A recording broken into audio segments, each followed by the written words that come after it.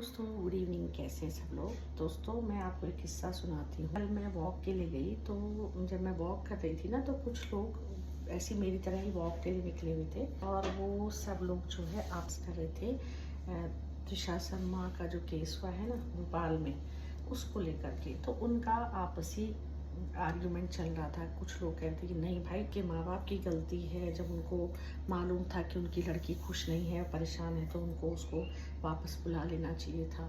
तो कुछ लोग कह रहे थे कि नहीं, उसकी मदर इन लॉ भी के स्टेटमेंट्स भी हमें बिल्कुल अच्छे नहीं लग रहे। तो वास्तव में दोस्तों, मेरा भी यही मानना है। हालांकि मैं कोई जज नहीं, कोई वकील नहीं।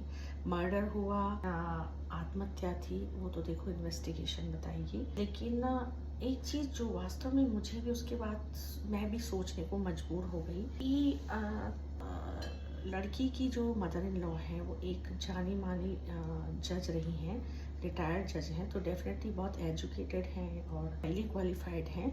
तो उनकी स्टेटमेंट जब मैंने सुनी ना, तो वास्तव में मुझे भी लगा कि कितना स्टूपिड बातें कर रही हैं, कि किस तरह की सोच है। मतलब इतना सीरियस मैटर है और इस टाइम पे आप बातें कर रहे हैं इस चीज़ की कि वो हमारी बहू जो है वो शादी से पहले उसने कहा कि मैं बहुत पूजा पाठ करती हूँ, लेकिन वो अब शादी के बाद कोई पूजा पाठ नहीं केयर करती थी और उसको बहुत ज़्यादा मॉडर्न थी और उसको बहुत ज़्यादा आधुनिक तरीके से रहना पसंद था। उसने कहा मुझे गार्डनिंग बहुत पसंद है, लेकिन ऐसा वो करती नहीं थी। उसने ये भी कहा कि मुझे खाना वाना बनाने का बहुत शौक है, लेकिन ऐसा कुछ वो करती नहीं थी। तो ऐसी बहुत सी उन्होंने स्टेटमेंट दी हैं।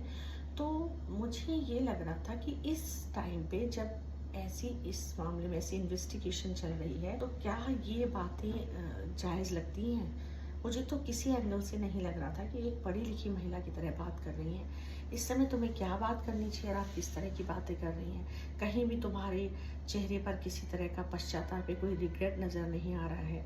आप बोल्डली जो इस दुनिया में नहीं रही और जो आपकी एक समय में बहू थी, आप उसको किस तरह से उसकी आलोचना कर रहे हैं, क्रिटिसाइज करें। तो वास्तव में ये चीज़ मुझे भी बिल्कुल ही अच्छी नहीं लगी।